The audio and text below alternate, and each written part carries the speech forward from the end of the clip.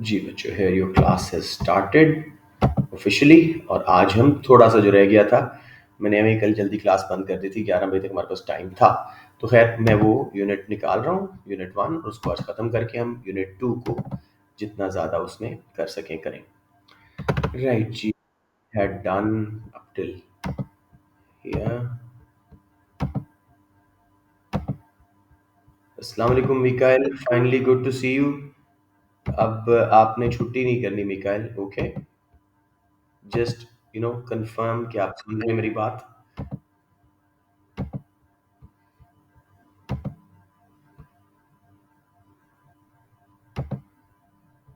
Okay जी। ठीक है मिकाइल, आप ज़रा क्लास के बाद रुक जाना, मैं आपसे बात कर लूँगा। अब हम कर रहे हैं जी लॉन्ग रन एग्रीगेट सप्लाई, आखिरी टॉपिक हमारा यूनिट 1 का, और इसको जल्दी से निबेड़ते हैं। राइट जी। So long run aggregate supply का क्या सिस्टम है? इसके दो टाइप के हम कर्व्स बना सकते हैं। एक है जिसमें 3 स्टेजेस कर्व होता है। Long run aggregate supply initially perfectly elastic होता है, हॉरिजॉन्टल लाइन लगाएंगे हम।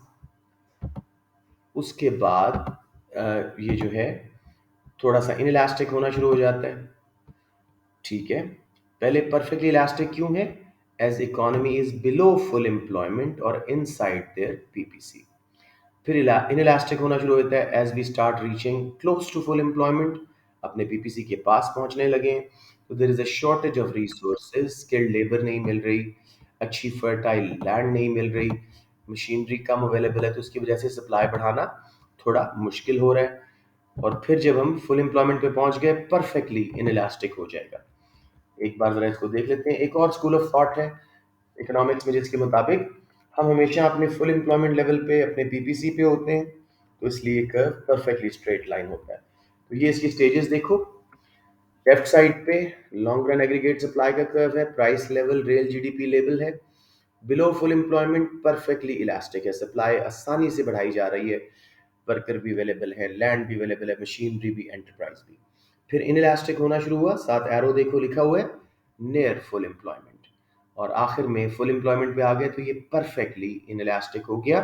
इसका लिंक पीपीसी से देखो, पहले हम पॉइंट यू पे थे, आसानी से सप्लाई बढ़ाई जा सक रही थी because we had ample available resources. फिर बी पे आ गए, हम अपने पीपीसी के पास हैं, अब सप्लाई बढ़ाना ज़रा मुश्किल हो रहा है, स्किल्ड वर्कर्स की शॉर्टेज हो रही है, अच्छी फर्टाइल लैंड नहीं मिल रही, तो सप्लाई बढ़ाना मुश्किल हो रहा है। ये वाला पार्ट इनइलास्टिक। और फिर परफेक्टली इनइलास्टिक, जब हम पीपीसी के ऊपर हैं, फिजिकली सप्लाई नहीं बढ़ सकती। कोई कंफ्यूजन मेरे बच्चों? इसके ऊपर काफ़ी सारा इवेल्युएटिव पार्ट आता है, तो इसको बहुत अच्छी तरह समझ लें लॉन्ग रन एग्रीगेट सप्लाई की शेप को। Any questions here? श्योर मेरा बेटा, दोबारा बना दूं या सिर्फ समझा दूं, मुझे बताएं। हाँ ठीक है। अब ये पहला हिस्सा देखो, हमारे लॉन्ग रन एग्रीगेट सप्लाई का पहला हिस्सा देखो। नीचे लिखा हुआ है बिलो फुल एम्प्लॉयमेंट, पीपीसी के अंदर हम कहीं पॉइंट यू के पास हैं। तो सप्लाई बढ़ाना बड़ा आसान है, हमारे पास लेबर भी बथेरी अवेलेबल है, फैक्ट्रियां भी फुल कैपेसिटी पे नहीं चल रही, बहुत सारी मशीनें अवेलेबल हैं, लैंड भी बहुत अवेलेबल है, तो सप्लाई बढ़ाना बहुत आसान है, इसलिए बड़ी आसानी से सप्लाई बढ़ाई जा रही है। समझ आ गई बात? यहां तक समझ आ गई? फिर हम पीपीसी के पास आ गए बी पॉइंट पे, तो नियर फुल एम्प्लॉयमेंट है, अब हमारी सप्लाई बढ़ाना ज़रा मुश्किल हो रही है, स्किल्ड वर्कर्स की शॉर्टेज हो गई है, अच्छी ज़मीन नहीं मिल रही, मशीनरी सूटेबल नहीं मिल रही। ठीक है, और फिर हम पीपीसी पे पहुंच गए पॉइंट सी पे, लॉन्ग रन एग्रीगेट सप्लाई का परफेक्टली इनइलास्टिक हो गया। अब फिजिकली सप्लाई नहीं बढ़ सकती अनलेस पीपीसी शिफ्ट हो। क्लियर मेरे बेटे? अब shifts of long run aggregate supply are exactly the same as shifts of PPC. Long run aggregate supply curve shifts due to change in quantity and or quality of resources. Quantity change हो या quality change हो या दोनों काम हो रहे हो, labour labour की, लैंड की, कैपिटल के, तो हमारा पीपीसी जो है वो शिफ्ट होता है, तो long run aggregate supply curve भी शिफ्ट होता है। अब नोट करो, long run aggregate supply curve zero था पहले, एलआरएस जीरो, जब रिसोर्सेज की क्वांटिटी या क्वालिटी बढ़ी, ये राइट पे शिफ्ट होके एलआरएस वन पे आ गया उसी शेप में। अगर कम होती तो लेफ्ट पे शिफ्ट होके LRAS 2 पे आ जाता। किसी बच्चे को कोई प्रॉब्लम अभी? दूसरा स्कूल ऑफ थॉट कहता है, ये A2 वाले तो बड़े अच्छे तरह जानते हैं, मॉनिटर स्कूल। इनके मुताबिक हम हमेशा अपने फुल एम्प्लॉयमेंट लेवल पे अपने PPC पे होते हैं, तो ये वर्टिकल कर्व है, परफेक्टली इनइलास्टिक। तो अगर ये बढ़ेगा तो राइट पे, अगर quantity and quality of resources बढ़े, और अगर कम हो तो लेफ्ट पे शिफ्ट। दोनों स्कूल्स ऑफ थॉट के आइडियाज समझ आ गया आप लोगों को? आपने ज़्यादा ये वाला यूज़ करना है, ये पहले इलास्टिक फिर इनइलास्टिक फिर इनइलास्टिक, इसमें बहुत अच्छी वैल्यूएशन वाले पॉइंट मिलते हैं। ऑल गुड जी, shall I move on? Okay. अब बेटे एक बार फिर कोई बच्चे आ रहे हैं, मैं उनको जरा एंट्री कर दूं। राइट जी, अब थोड़ा सा मुझे बताइए आप लोग कि शिफ्ट्स ऑफ पीपीसी, वही फैक्टर्स जो पीपीसी शिफ्ट करते हैं वही long run aggregate supply curve को शिफ्ट करेंगे। तो मुझे कोई फैक्टर बताएं, क्यों ये बाहर शिफ्ट होगा? लैंड के हवाले से कुछ बताएं जल्दी से। Exploration of new oil gas वगैरह, बिल्कुल ठीक है। क्वांटिटी बढ़ रही है लैंड की, क्वालिटी कैसे बढ़ सकती है लैंड की?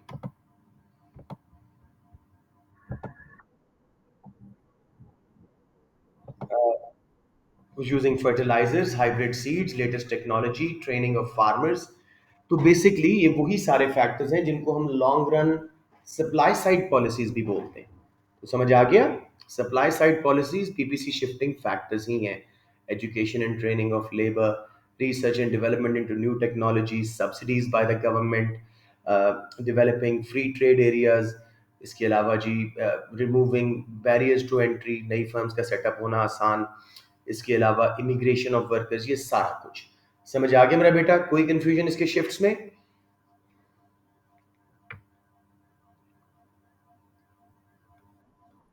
Okay, let's move on to our second unit, which is very very important. Unit 2, although इसकी वीडियो लगी हुई है, मैं उसको रिमूव कर दूंगा पुरानी वाली, उसमें मनी भी था, बहुत कुछ था, और ये वाली लगा दूंगा प्लेलिस्ट में। यूनिट 2 क्या कहता है जी? प्राइस स्टेबिलिटी इसका नाम है, जो गवर्नमेंट का एक एम भी है कि इन्फ्लेशन को लो एंड माइल्ड रखा जाए। इसमें कुछ डेफिनेशंस पहले, कुछ बेसिक कॉन्सेप्ट्स, और फिर आगे लेके चलते हैं इसको, ऐसे में बिल्ड करते हैं। इन्फ्लेशन की डेफिनेशन बच्चे बहुत गलत लिखते हैं। डेफिनेशन को जरा समझें। It is the constant, constant या परसिस्टेंट लिखना जरूरी है, राइज यानी बढ़ रही है, constant rise in general price level. Prices of goods and services बच्चे लिख देते हैं, वो गलत हो जाती है डेफिनेशन। हर चीज महंगी नहीं हो रही होती इन्फ्लेशन में। एक बास्केट जो इमेजिनरी हम बनाते हैं गुड्स एंड सर्विसेज की, वो महंगी हो रही होती है, इसलिए बोलते हैं जनरल प्राइस लेवल। सबको ये बात समझ आ गई?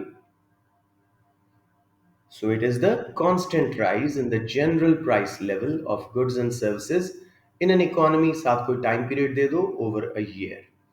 तीन हिस्सों पे डेफिनेशन ब्रेक होती है: constant rise, general price level of goods and services, और आखिरी हिस्सा ओवर अ ईयर। क्लियर हो गया मेरा बेटा? कोई कंफ्यूजन डेफिनेशन में?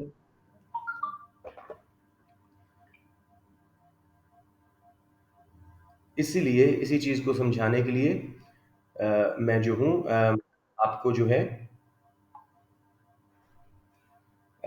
इसके नीचे नोट दिया हुआ है। Does not mean every product is becoming expensive. Pakistan में इस वक्त शदीद महंगाई है, 40-45%, लेकिन ज़रूरी नहीं कि हर चीज़ महंगी हो रही हो। कुछ इलेक्ट्रॉनिक्स, कुछ चीज़ें सस्ती भी हो रही हैं। So does not mean every product is becoming expensive या at the same rate they becoming expensive. The representative basket of goods and services जो एक एवरेज फैमिली कंज्यूम करती है, वो पिछले साल से महंगी होती जाए, उसको हम इन्फ्लेशन बोलते हैं। क्लियर हो गया यहाँ पे? कोई कंफ्यूजन? मैं जरा कॉन्सेप्ट बेसिक वाले स्ट्रॉन्ग करना चाहता हूँ before we move on. So do ask if there is any confusion so far. MCQ का कॉन्सेप्ट है जी, degrees of inflation. Mild, creeping inflation. Mild means हल्की, क्रीपिंग मीन्स आहिस्ता आहिस्ता जो चीज पीछे से आती है। 1 to 2%, and it's very good for the economy. ये हम बाद में लर्न करेंगे एसए के कॉन्सेप्ट्स में। Hyperinflation, when price level rises very rapidly, 20% से ऊपर and no limit, जैसे जिम्बाब्वे में 87 सिक्सटिलियन% यानी 87 के बाद 21 जीरो लगा दो, इतनी महंगाई हुई थी एक साल में। This is very dangerous for an economy, और ये भी हम बाद में देखेंगे कैसे। एक बोल्ड में नोट देख लो: high inflation reduces the real value of money or its purchasing power, as consumers can buy less with the same amount of money. किसी को इस आखिरी बात में कंफ्यूजन आ रही हो? फर्ज किया एक ड्रिंक 50 रुपए का था, आप 100 रुपए में कितने वो ड्रिंक्स खरीद सकते थे? दो। अगर वही ड्रिंक 100 रुपए का हो गया तो अब आप सिर्फ एक खरीद सकोगे। आपकी परचेजिंग पावर या रियल वैल्यू ऑफ मनी वो गिर गई। इन्फ्लेशन में ये होता है। क्लियर हो गया बच्चों? कोई कंफ्यूजन यहाँ पे? अब डिसइंफ्लेशन समझिएगा, a very badly misunderstood concept है ये। डिसइंफ्लेशन है, ये डिफ्लेशन नहीं है, ये मैं समझाना चाह रहा हूँ। Disinflation is when price level rises but at a slower rate. पिछले साल 8% महंगाई थी, सेकेंड ईयर में 2%। इसका मतलब ये नहीं कि चीजें सस्ती हो रही हैं, इसका क्या मतलब है? चीजें स्लो महंगी हो रही हैं। समझ आ गई बात? So disinflation is when price level rises at a slower rate, let's say from 8% to 2%. It means prices are still rising, but at a slower rate. It is not to be confused with deflation. Price level गिर नहीं रहा, slow बढ़ रहा है। पहले आप भाग रहे थे 20 किलोमीटर की स्पीड पे, फिर 10 पे, लेकिन आप भाग रहे हो। आप जी मेरा बेटा जी। डिसइंफ्लेशन इज गुड ना, पिछले साल से कम प्राइसेस हो रही हैं, स्पीड उसकी कम हो रही है। Of course it will be good, ठीक है। ओके जी। अब मेन टॉपिक 8 मार्क वाला, कॉजेज या टाइप्स ऑफ इन्फ्लेशन। दो ही मेन कॉजेज हैं, और इस पे मैंने मॉक में आप लोगों को पेपर दिया था, बड़ा आसान सा। अक्सर बच्चों ने 4 मार्क्स किस बात पे लूज कर दिए? लेबल गलत करके, प्राइस एंड क्वांटिटी लेबल कर दिया, या खाली प्राइस और नीचे रियल जीडीपी कर दिया। पूरा सही लेवल चाहिए, price level, real GDP, demand नहीं एग्रीगेट डिमांड, सप्लाई नहीं एग्रीगेट सप्लाई। तो इसको बहुत ध्यान से कीजिएगा, ये मैक्रो वाला पार्ट है। So, demand pull inflation, it is due to rise in aggregate demand, and aggregate supply cannot be increased as economy is on full employment। जो भी हम पढ़ के आए हैं, लॉन्ग रन एग्रीगेट सप्लाई के आप इनइलास्टिक पार्ट के पास पहुंच गए हो। अब डिमांड बढ़ेगी तो सिर्फ महंगाई होगी। Too much money chasing too few goods. अब इसको फर्दर एक्सप्लेन करें, ये इसकी डेफिनेशन और इलेबोरेशन का हिस्सा ही है। Any injection in the components of aggregate demand, C plus I plus G plus X minus M, consumption, investment, government spending and net exports, किसी में भी इंजेक्शन आए, इंक्रीज आए, एग्रीगेट डिमांड बढ़ेगी। और अगर हमारी सप्लाई साथ में नहीं बढ़ सकी, डिमांड पुल इन्फ्लेशन आ जाएगी। बच्चों क्लियर हुआ ये कि नहीं? ओके। अब जरा एक ट्रिकी सा ग्राफ है, उसको देख लें। अक्सर ये समझ नहीं आता, तो मैं इसको दोबारा बना देता हूं ताकि हमें किसी किस्म का इसमें कंफ्यूजन ना आए। आप जरा इन्फ्लेशन होती देखें with reference to increase in aggregate demand, demand pull inflation का एक ग्राफ है। आप ऐसे शॉर्ट रन वाला भी बना सकते हो, लेकिन this is better for specially 12 mark questions. तो ये देखें जी, अब मैं यहाँ पे आपको दिखाना चाह रहा हूँ कि कहाँ पे इन्फ्लेशन आएगी, कहाँ पे नहीं। इधर अगेन लेबल, बताएं जी पूरा नाम क्या लिखूं? प्राइस बच्चों, प्राइस लेवल, और इधर क्वांटिटी की जगह रियल जीडीपी, क्योंकि पूरे मुल्क की है। अब आप long run aggregate supply curve लगाएं, पहले perfectly elastic below full employment, फिर इनइलास्टिक, और फिर परफेक्टली इनइलास्टिक। अब मैंने एग्रीगेट डिमांड कर्व पहला लगाया, उसको नाम दिया AD0। जहां पे डिमांड एंड सप्लाई एग्रीगेट इकट्ठे हुए हैं, वो हमारा इक्विलिब्रियम बना। मुल्क का प्राइस लेवल और नेशनल इनकम, इनकम वाई बोलते हैं, नेशनल इनकम बन गई। अब मैंने एग्रीगेट डिमांड कर्व को शिफ्ट किया है इलास्टिक पार्ट में ही। नोट करें, सिर्फ रियल जीडीपी बढ़ रहा है, आउटपुट एम्प्लॉयमेंट बढ़ रही है, प्राइस लेवल नहीं बढ़ रहा। फिर इनइलास्टिक पार्ट में हमारा एग्रीगेट डिमांड फिर बढ़े, इक्विलिब्रियम E2 पे आया, प्राइस लेवल भी अब बढ़ रहा है, लेकिन जीडीपी भी बढ़ रहा है। लेकिन इसके बाद अगर एग्रीगेट डिमांड कर्व बाहर शिफ्ट हो तो सिर्फ महंगाई आएगी, क्योंकि सप्लाई नहीं बढ़ सक रही। Too many goods chasing too much money chasing too few goods. समझ आ गया ये ग्राफ, या मजीद एक्सप्लेनेशन की जरूरत है? समझाना क्या चाह रहा हूं, एक साइड पे इन्फ्लेशन और एक साइड पे आउटपुट या employment of the country. 12 mark का क्वेश्चन आए, discuss if in an increase in money supply, या सीधा सीधा कह रहे हैं increase in aggregate demand, sorry बल्कि मैं क्वेश्चन को सही तरह रिफ्रेज करूं, मतलब क्वेश्चन अगर आपको आए, discuss if an increase in aggregate demand या increase in money supply always affects price level and output employment in the same way, या वो कह सकता है discuss the effect of increase in aggregate demand on an economy's price level, या prices कह सकते हैं, output and employment। तो आप इसको इसी तरह से ग्राफ बना के समझाएं उनको। अच्छा जी, ये अहमद करीम साहब आए थे लेकिन अनफॉर्चुनेटली उनको एंटर नहीं कर सका। इसको आप बताएं जी उसको। काश ये बच्चे टाइम पे आया करें। राइट जी, अब इसको देखें। आप उसमें क्वेश्चन में एक बार फिर रिपीट कर रहा हूँ for new joiners. Oh my God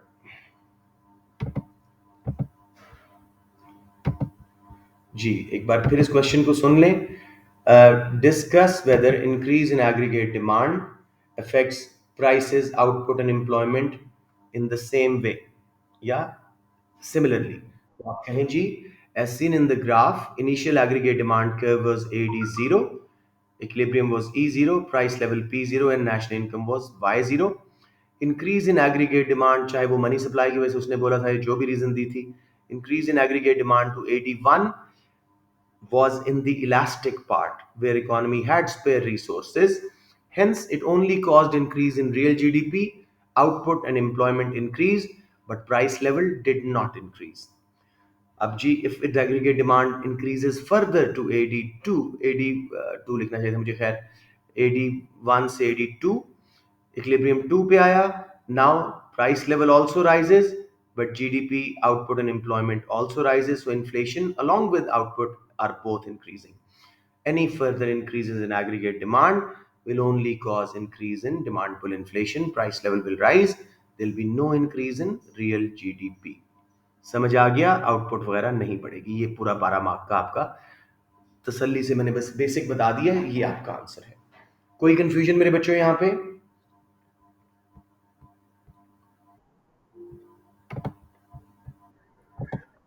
excellent, ठीक है। Let's move on to the notes again. तो ये वो ग्राफ है, यहाँ पे काफी कॉम्प्लिकेटेड लग रहा है, सब एक्सप्लेन्ड है, और ये वो आपके 12 मार्क का answer.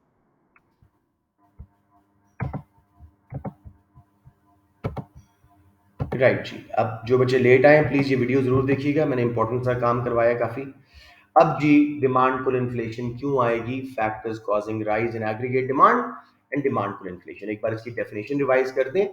Demand pull inflation occurs when aggregate demand rises in an economy due to injection in one or more of its components, C plus I plus G plus X minus M, and aggregate supply cannot increase as we are close to or on full employment।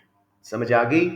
तो इसमें आप कोई भी factor ले सकते हैं, consumption के वही हैं डिमांड बढ़ने वाले जो हम पीछे पढ़ के आए हैं पिछले चैप्टर में भी।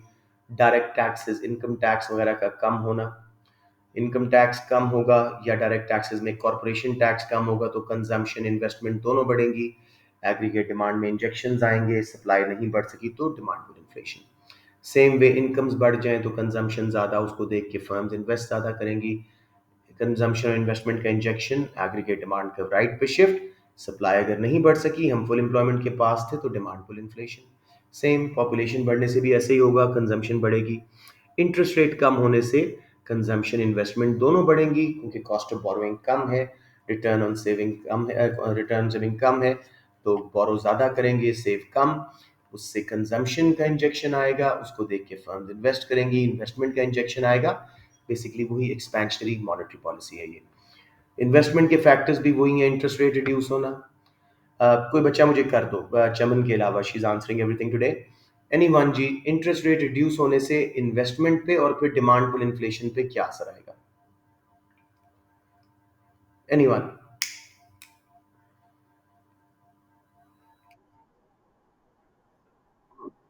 हम्म,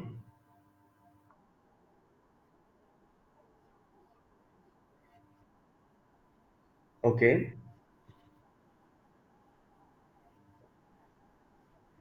बिल्कुल सही है। As a result aggregate demand curve due to the injection, पूरा बताए ना, will shift to the right. और अगला स्टेप बोले, इफ एग्रीगेट सप्लाई, यस, हाँ, क्योंकि हम फुल एम्प्लॉयमेंट के पास है, तो उन्होंने बिल्कुल सही एक्सप्लेन किया। Well done. फ्यूचर कॉन्फिडेंस, इसको कोई और बच्चा एक्सप्लेन करे। अगर फर्म्स का और कंज्यूमर्स का फ्यूचर कॉन्फिडेंस ज्यादा है, तो उससे कैसे डिमांड पुल इन्फ्लेशन आ सकती है? एनीवन?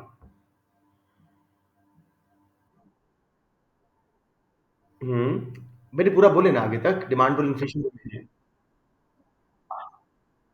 उसमें इंजेक्शन आएगा, और आगे क्या होगा पूरा बताएं। इन्फ्लेशन क्यों आएगी? हाँ, because we are close to full employment. मुझे अब लुक में ना देने पड़े बेटे, क्लोज टू एग्जाम्स है, पूरी सीरीज बोलो।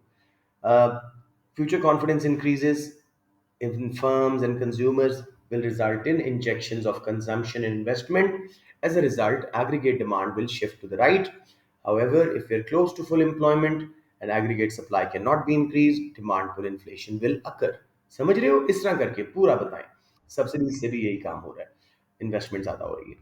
गवर्नमेंट स्पेंडिंग, गवर्नमेंट जब ज्यादा public and merit goods provide करेगी, तो जी का कंपोनेंट जो है गवर्नमेंट स्पेंडिंग का, एग्रीगेट डिमांड का हिस्सा, उसमें इंजेक्शन आएगा, एग्रीगेट डिमांड बढ़ेगी। अगर एग्रीगेट सप्लाई नहीं बढ़ सकी, वही कहानी, फुल एम्प्लॉयमेंट के पास थे या ऑन फुल एम्प्लॉयमेंट थे, तो डिमांड पुल इन्फ्लेशन आ जाएगी। अनएम्प्लॉयमेंट हाई है, गवर्नमेंट ज्यादा स्पेंड कर रही है, उस वक्त भी यही होगा। पॉलिटिकल रीजंस, इलेक्शन वगैरह के पास ज्यादा स्पेंड करें, तब भी महंगाई आ जाएगी। क्लियर मेरे बच्चों? कोई कंफ्यूजन? ये हम पिछले चैप्टर में पूरे पढ़ के आए हैं और कई बार आप कर चुके हैं। तो नेट एक्सपोर्ट्स, जी एक्सपोर्ट्स माइनस इंपोर्ट्स, उनकी एक्सपोर्ट्स की वैल्यू माइनस इंपोर्ट्स की वैल्यू, इसका जी जी जी बेटे।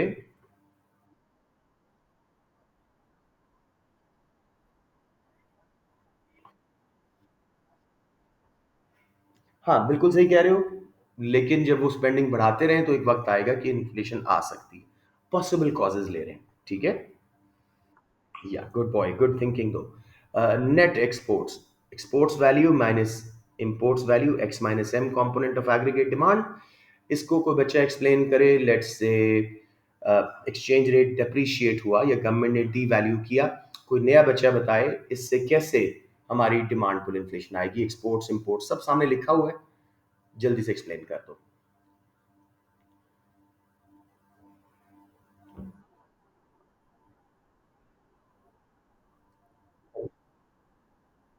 चीपर या शाबाश। एक्स माइनस एम में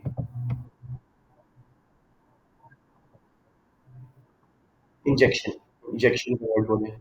और अगर सप्लाई नहीं बढ़ सकी, ठीक है, आप करंट अकाउंट सरप्लस पर रुक जाते हैं बेटे, आपने आंसर्स में भी। अगर सप्लाई नहीं बढ़ सकी, demand pull inflation. Abdul Waheed, clear हो गया? ओके। फैजान इलाही, आप ट्राई करें use of protectionism. Government trade barriers use कर रही है, इंपोर्ट्स पे टैरिफ वगैरह लगा दिए हैं, बैन्स लगा दिए हैं, कोटास लगा दिए हैं, एक्सपोर्टर्स को सब्सिडीज दे रहे हैं। उससे कैसे एक्स माइनस एम बढ़ेगी, कैसे डिमांड पुल इन्फ्लेशन आएगी? तसल्ली से।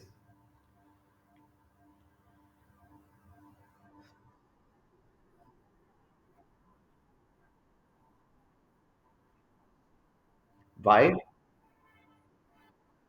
Very good. हाँ, इंपोर्ट्स कम हो जाएंगी और एक्सपेंसिव हो जाएंगी, तो लोग लोकल गुड्स की तरफ स्विच कर जाएंगे।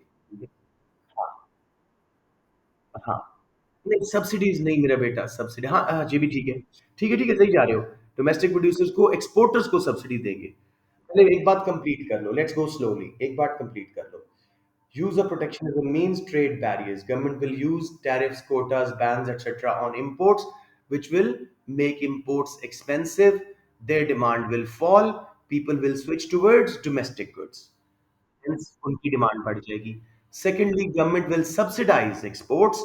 They will become cheaper and more competitive in international market. Their demand will rise. X minus M component will increase. Aggregate demand will be injected.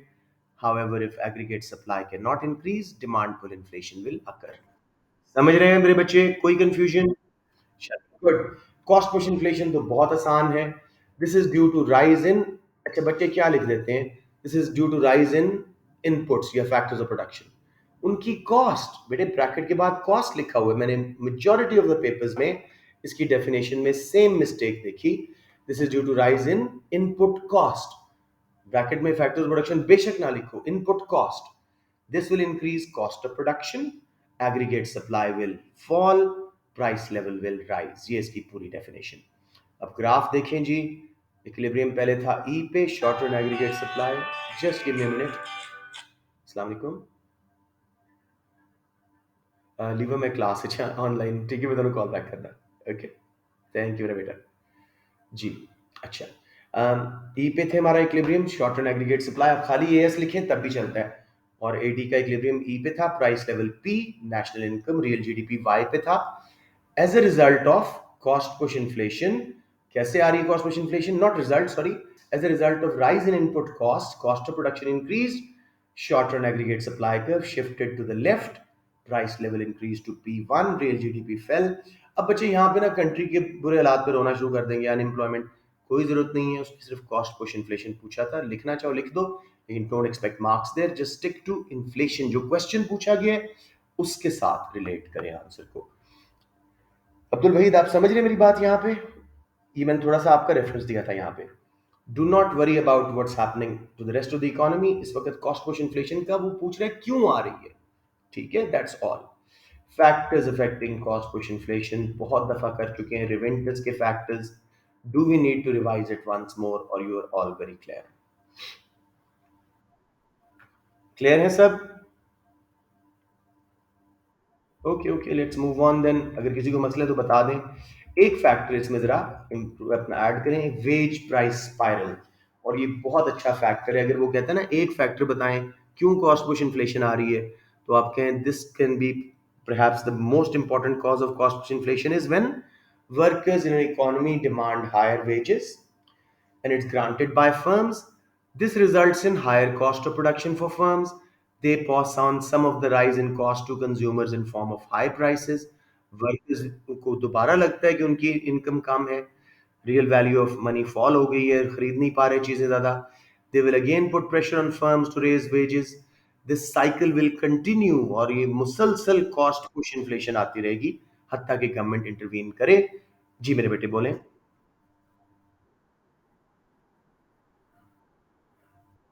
Okay, एक बार सुन तो लेते गौर से, चलिए ठीक है। वेज प्राइस स्पाइरल, स्पाइरल होता है जिसका कोई स्टार्ट और एंड नहीं होता, दायरा, ठीक है। वर्कर्स ने ट्रेड यूनियंस के थ्रू प्रेशर डाला फर्म्स पे कि हमारी वेजेस बढ़ाई जाएं। जब वेजेस बढ़ेंगी तो आप मुझे बताएं फर्म्स की कॉस्ट ऑफ प्रोडक्शन, आपसे ही पूछ रहा हूं बेटे जिन्होंने पूछा था, फर्म्स की कॉस्ट ऑफ प्रोडक्शन आप बता रहे इंक्रीज होएगी। जब फर्म्स की कॉस्ट ऑफ प्रोडक्शन इंक्रीज होगी तो एग्रीगेट सप्लाई किस तरफ शिफ्ट होगी? कॉस्ट बढ़ने से लेफ्ट पे, उससे दोबारा कॉस्ट पुश इन्फ्लेशन आएगी, फर्म्स प्राइसेस बढ़ाएंगी, वर्कर्स को फिर खरीदने में मसला होगा, चीजें महंगी हो गई हैं, वो दोबारा फर्म्स पे प्रेशर डालेंगे हमारी वेजेस बढ़ाओ। ये एक अनएंडिंग साइकिल स्टार्ट हो जाएगा हत्ता कि गवर्नमेंट उनकी वेजेस को इंडेक्स लिंक कर दे कंज्यूमर प्राइस इंडेक्स के साथ, जितनी महंगाई है उतनी इनकी वेज बढ़ाई जाए साथ साथ, फिर ये मसला हल हो सकता है। But it's a very good point for getting a very good four marker explanation. अब समझ आ गया बेटे wage price spiral. Demand pull inflation का भी एक सुन लें, मनी सप्लाई का बढ़ना। If government lets the money supply increase in a country, उसकी बहुत सारी वजह हैं, आपको एक दो बता दें। Government spent more and took less taxes, ठीक है, बजट अपना डेफिसिट किया, या फिर दे printed more money or took loans from overseas and spent in the country. Each way money supply will increase, aggregate demand will increase, ये demand pull inflation की है।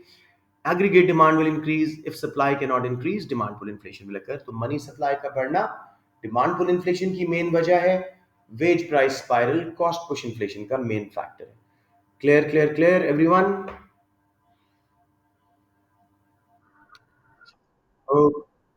Sorry sorry, wage price spiral फिर समझना है?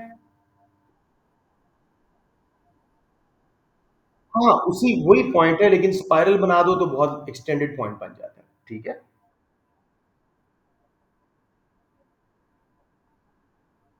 अच्छा हाँ, अगर आप दो फैक्टर लिखना चाह रहे हैं या तीन, तो फिर इसको एक अलग फैक्टर करें, पेजेस को फिर ना करें, फिर रिमूवल ऑफ सब्सिडीज या इनडायरेक्ट टैक्सेस का लगना, कुछ इस तरह का साथ कर लें, बिल्कुल सही है। ठीक है। यस बेटे।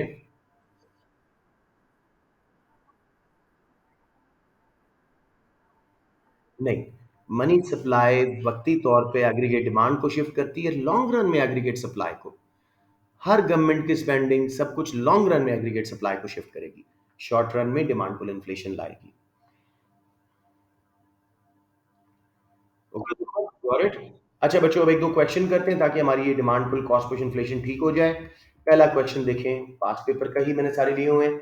Explain how a fall in exchange rate, या वो क्या है, depreciation of exchange rate, same चीज है। अब आप लोग बड़ी अजीब सी हरकत करते हैं, यही सेम क्वेश्चन बिल्कुल सही टेस्ट में करके देते हैं। एग्जाम में वो कह देता है चाइना डी वैल्यूड युआन, अपनी करेंसी को, how would it cause both cost push and demand pull inflation, और बच्चे इतना गलत करके आते हैं, अजीब सा उसका करंट अकाउंट डेफिसिट सरप्लस बताना शुरू होते हैं। बेटे नहीं, चाइना करे, जैम्बिया करे, अफ्रीका का कोई कंट्री करे, इकोनॉमिक फैक्टर्स यूनिवर्सल हैं, तो don't get so easily flustered by the words in the question, think of what's its asking. Simple सा क्वेश्चन है, चाहे वो श्रीधर दा पूछ ले explain how a fall in exchange rate of a country can cause both cost push and demand pull inflation, या कहे China's exchange rate devalued, how will it cause cost push and demand pull inflation, answer तो वही है ना। बोल देना China एक दो बार बीच में। अच्छा जी, अब नॉलेज अंडरस्टैंडिंग के 3 मार्क्स। क्या क्या डिफाइन करना है, cost push inflation, demand pull inflation, and इधर लिखा हुआ एक्सचेंज रेट, लेकिन आपने एक्सचेंज रेट डेप्रिसिएशन बतानी है कि क्या होती है।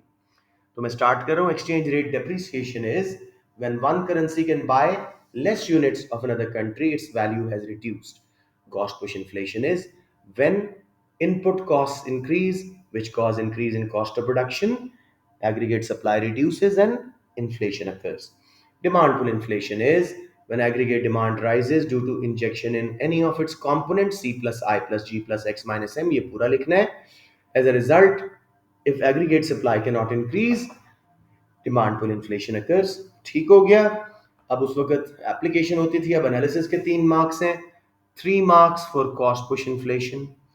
आप बताएं जी, डी वैल्यूड एक्सचेंज रेट या fallen exchange rate means cost of imported items, especially raw materials, will rise.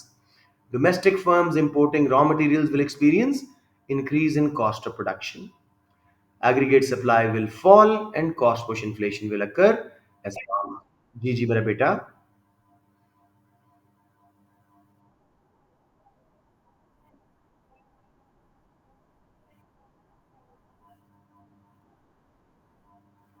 Currency की सप्लाई की कौन बात कर रहा है अभी?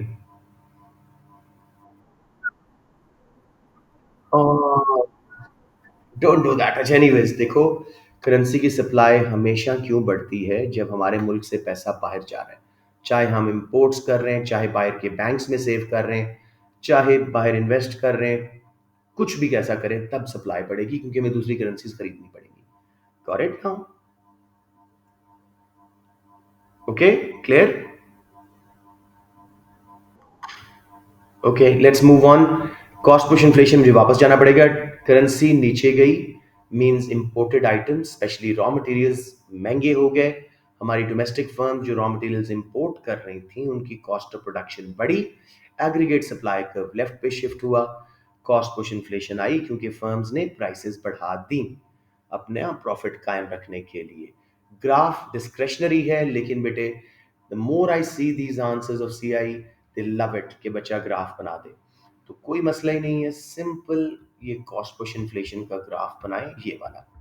लेबल प्लीज सही रखें, प्राइस लेवल लेफ्ट पे, रियल जीडीपी एक्स एक्सिस पे, एग्रीगेट सप्लाई खाली लिखते ए एस ए डी, पहला इक्विलिब्रियम प्राइस और जीडीपी का वाई लिख के फिर ए एस को लेफ्ट पे शिफ्ट करें, खुद ही देखें प्राइस लेवल बढ़ रहा है। अब यहाँ पे कंट्री की परेशानी लेना छोड़ दे कि अनएम्प्लॉयमेंट वगैरह राइज हो रही है, सिर्फ कॉस्ट पुश इन्फ्लेशन बता के मूव ऑन। समझ आ गया मेरे बेटा? कोई कंफ्यूजन किसी को? ओके, अब demand pull inflation. Fall in exchange rate will make exports cheaper. Demand for exports will rise. As in international market, they'll become more competitive. हमारी एक्सपोर्ट सस्ती हो जाएंगी। हमारा एक्सचेंज रेट नीचे गया, रुपी नीचे गया, बाहर वालों को पाकिस्तानी गुड सस्ती लगेंगी, उनकी डिमांड हमारी एक्सपोर्ट्स की बढ़ेगी, imports will become expensive, their demand will fall क्योंकि हमारी करेंसी लो है, हमें बाहर की चीजें महंगी लगेंगी. X minus M component of aggregate demand will increase, causing demand pull inflation if aggregate supply cannot increase as we were close to full employment. किसी को डिमांड पुल इन्फ्लेशन में प्रॉब्लम. अब यहाँ जहाँ बच्चे गलती करते हैं, अच्छा खासा एक्सपोर्ट्स बढ़ा दी, यू नो इंपोर्ट्स कम कर दी, एक्स माइनस एम पे जाके current account will go into surplus और कोई इन्फ्लेशन का जिक्र ही नहीं है. बेटे क्वेश्चन करंट अकाउंट के बारे में यहाँ नहीं है, question is about demand pull inflation. X minus M aggregate demand का हिस्सा है, वो बड़ी एग्रीगेट डिमांड राइट पे शिफ्ट हुई, सप्लाई नहीं बढ़ सकी because of being close to full employment, demand pull inflation. आप ये ग्राफ भी बना सकते हैं और शॉर्ट रन वाला भी बना सकते हैं, एग्रीगेट सप्लाई नॉर्मल लगा के एग्रीगेट डिमांड को बाय शिफ्ट करें. ये आसान लगता है तो ये करते हैं. एक्सप्लेनेशन इसकी दे दें, जब भी ग्राफ बनाए एक्सप्लेन करें. जैसे इसको मैं एक्सप्लेन करवाता हूँ किसी बच्चे से, कोई बच्चा एक्सप्लेन करो इसमें ग्राफ में कैसे डिमांड पुल इन्फ्लेशन दिखाई जा रही है.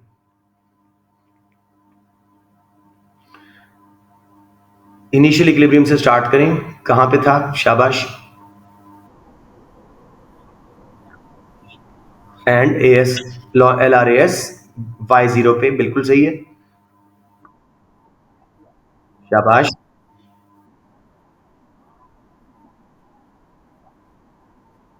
हम्म.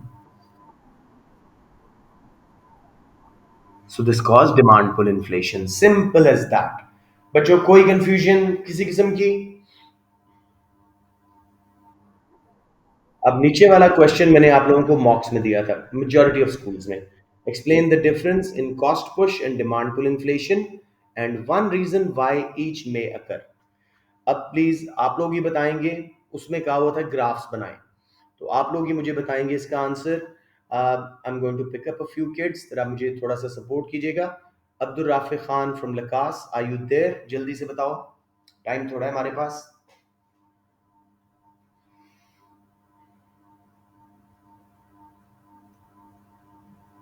Abdul Rafi, are you there? Okay. Ahmad Karim, are you there? बेटे शर्माए नहीं, मैक्सिमम गलत हो जाएगा ना, कि आप तय एग्जाम में आए और यही फायदा इस वक्त की बात डिस्कस करने का फायदा हो जाए. प्लीज वॉलंटियर करें, ऐसे ना करें. Ahmad, are you there? Okay. चलें, अब मुझे, हाँ बिल्कुल अब्दुल राफी भी नज़र आ रहे हैं.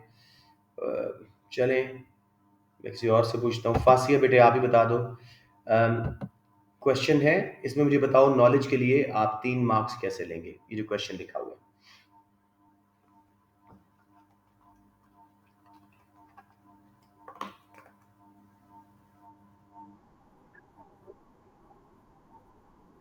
बहुत अच्छे, शाबाश, यही मेन की टर्म्स हैं.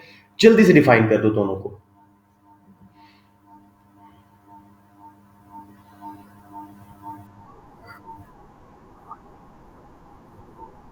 Why don't you say it in English? एक बार इंग्लिश अपने मुंह से गुजारो ताकि आपके हाथों में भी आए और आप सही डेफिनेशन देख सकें. Don't give me it in Urdu because please वो जरा कॉन्सेप्ट पता नहीं लगता कि बच्चा सही लिख पाएगा कि नहीं. डिमांड पुल इन्फ्लेशन इज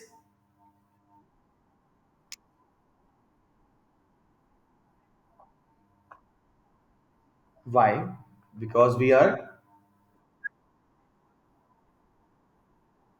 या क्लोज टू फुल एम्प्लॉयमेंट. थोड़ा सा इसमें ऐड कर दें, this is caused by any injection into components of aggregate demand C plus I plus G plus X minus M. ठीक हो गया, very good definition. Cost push की कोई और बच्चा बता दे जल्दी से.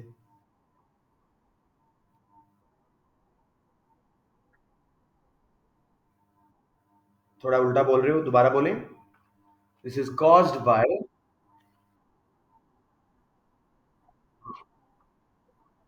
वेरी गुड, इसमें इनपुट्स का वर्ड बोल दो. Cost push inflation is caused by increase in cost of inputs which raises cost of production, aggregate supply falls and inflation occurs. शाबाश. अब फैक्टर्स पिक करने हैं, कोई सॉलिड वाले फैक्टर पिक करो, 3-3 मार्क्स के लिए, ठीक है. हम्म. बता दो शाबाश जल्दी से, what is wage price spiral? शाबाश।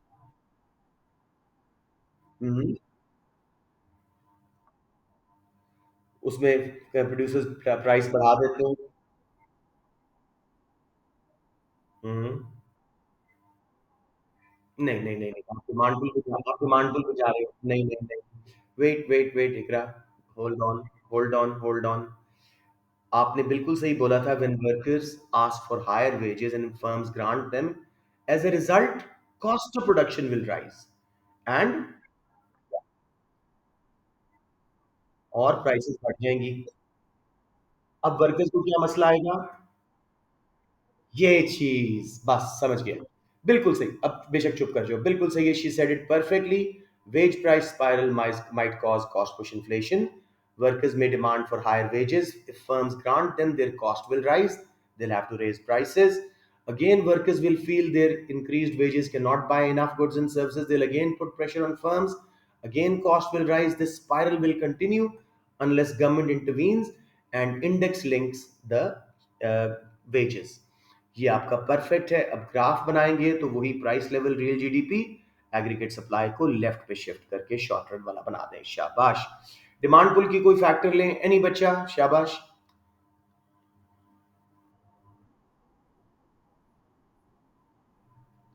अच्छा बताएं, एक्सप्लेन करें। Government spending in the form of money supply is a wrong statement.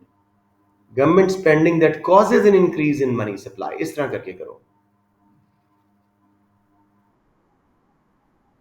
Increase in incomes, increase in aggregate demand due to consumption and investment। शाबाश। उससे क्या होगा?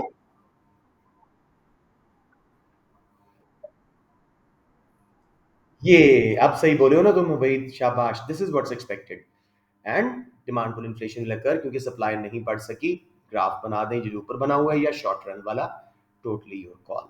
This was a very easy question, badly handled इन मॉक्स। इसमें से अच्छे बच्चों ने भी 6 मार्क्स लिए बिकॉज ग्राफ में कोई लेवल में गड़बड़ थी, एक्सप्लेनेशन में एक एक मार्क था एक्सप्लेनेशन का, बाकी सारे ग्राफ का था। अच्छा, इस क्वेश्चन को मैं जरा इवैल्यूएशन का पॉइंट ऐड कर रहा हूँ और let's see how much you've understood these two inflations. वो कहे, explain the difference in cost push and demand pull inflation and one reason why each might occur and which one is more dangerous for the economy. Anyone? 2 marks के लिए, which one is more dangerous for the economy? Yes, cost push is more dangerous as causes unemployment, leads to a situation called stagflation, STAG inflation, where unemployment and prices rise together. It can be very harmful for the economy. Demand pull inflation at least increases GDP and output and causes employment to increase. शाबाश मेरा बेटा, सबको समझ आ गई? Okay जी, ये MCQ का graph है लेकिन ये सेक्शन ए में भी आ जाता है, तो सिर्फ मैं आपको जल्दी से, जी जी जी बेटे।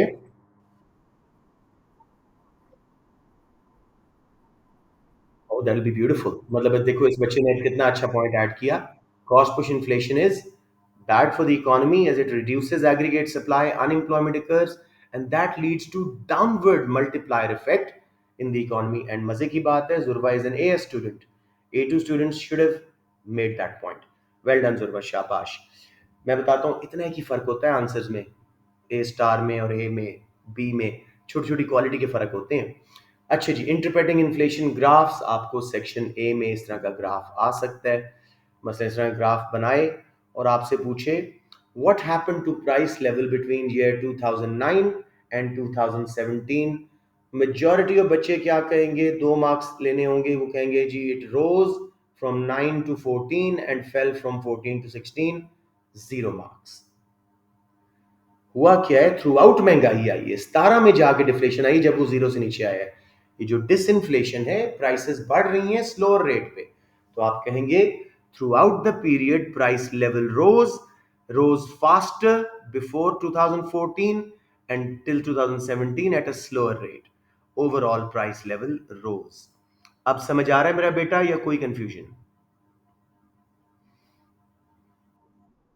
इसका नीचे आना यही आपको यहीं पे वो चेकमेट करने की कोशिश करेगा कि क्या बच्चे को पता है कि ये इन्फ्लेशन कम हो रही है, या वो समझ रहा है यहाँ महंगाई नहीं, सस्ती होना शुरू हो गई चीजें, डिफ्लेशन आ गई, डिफ्लेशन जीरो से नीचे जाके आएगी। चाहे वो बार्स बनाए, हमने काफी सारे क्वेश्चन में आपको मैं दिखा दूंगा इंशाल्लाह, ये बेसिक आपको करवाना था। क्लियर हो गया? ओके जी, अब ये एक ट्रिकी सा थोड़ा बोरिंग सा है। How is inflation measured? जल्दी से आज की क्लास यहाँ पे खत्म करेंगे। इन्फ्लेशन या डिफ्लेशन दोनों एक ही तरीके से मेजर होती हैं, याद रखिएगा। So we use a consumer price index to measure inflation. ये है क्या? It's a measure of year on year changes in price level in index form. अब इंडेक्स फॉर्म आती है, बच्चे कंफ्यूज होते हैं। Index form is nothing, it's a statistical technique. अगर 2010 को अपना बेस ईयर बनाया था, उसको 100 की वैल्यू दे दी। अगर 11 में 10% महंगाई थी तो वो 110 पे चली गई। अगर मजीद 12 में 5% महंगाई तो 110 का 5% कैलकुलेट करो, वो 117 पे पहुंच गई। फिर लेट्स से 5% महंगाई कम हुई है, 117 का 5% कैलकुलेट किया, 111 के करीब आ गई। ये है बस, ठीक है। तो we use a consumer price index to measure inflation. It's a measure of year on year changes in price level in index form.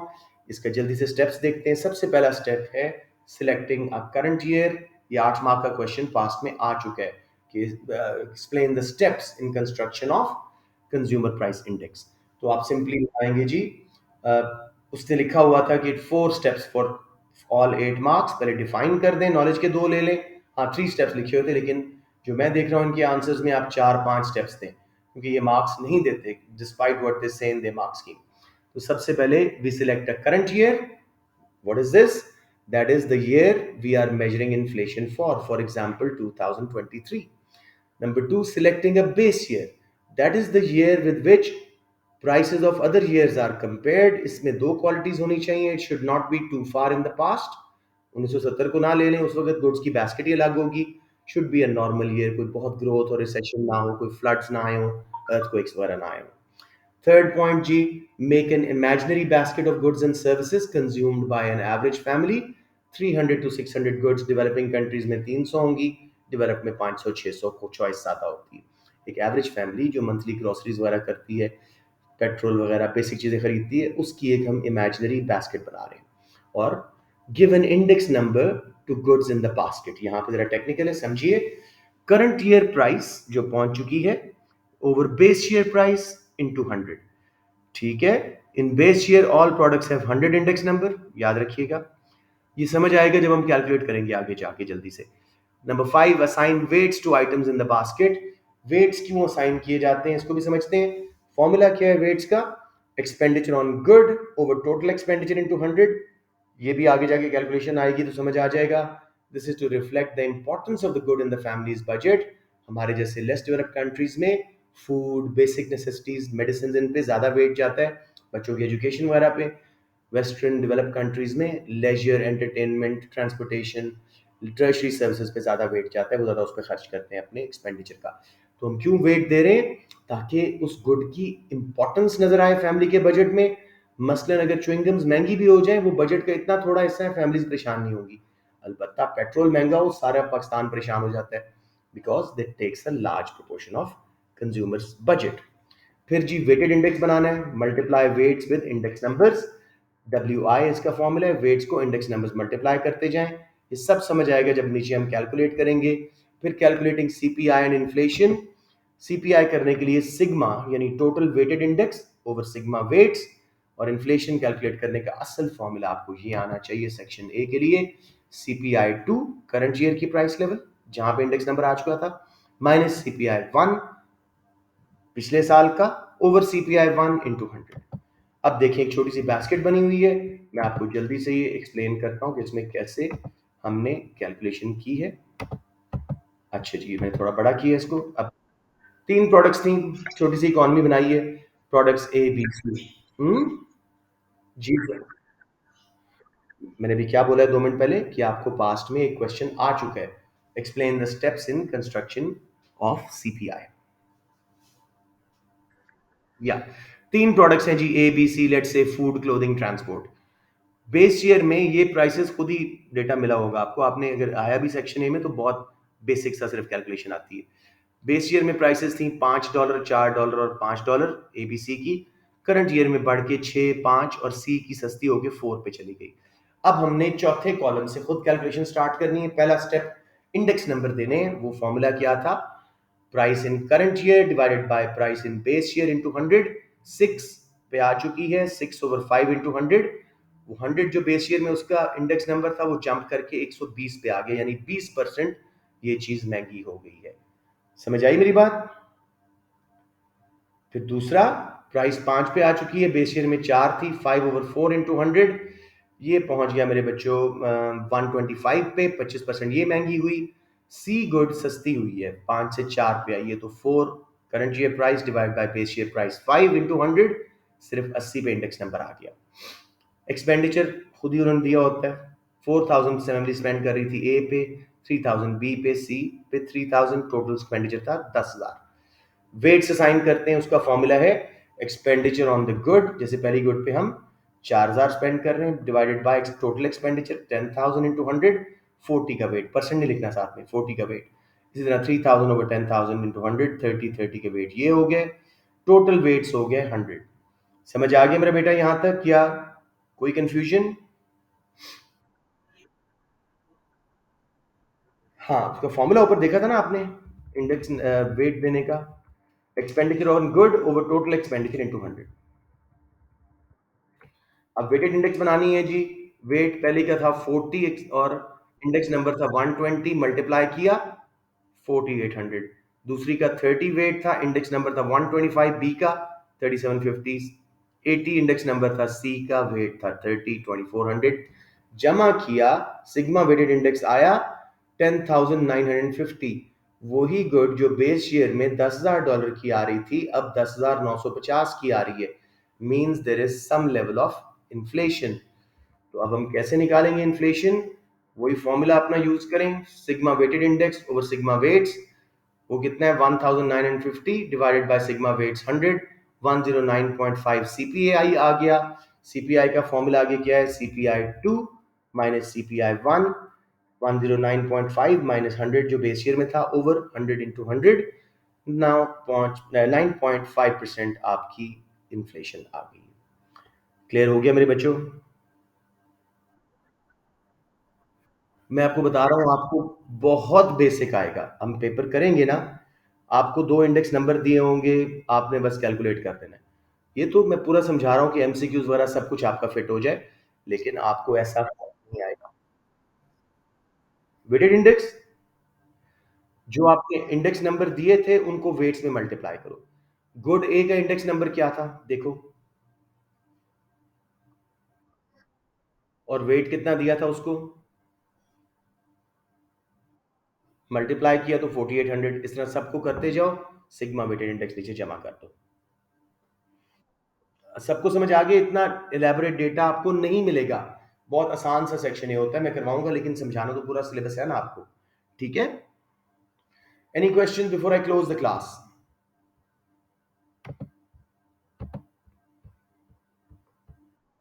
Okay, that's it जी, I am just recording it. हाँ, जी जी जी। Sorry? हाँ, मैं जब भी post करूँ, अभी क्योंकि 12 बज जाते हैं और सैरी का टाइम सर पे होता है, तो मैं अगले दिन पोस्ट करता हूँ। अभी मैंने पिछली कल वाली लगा दी थी।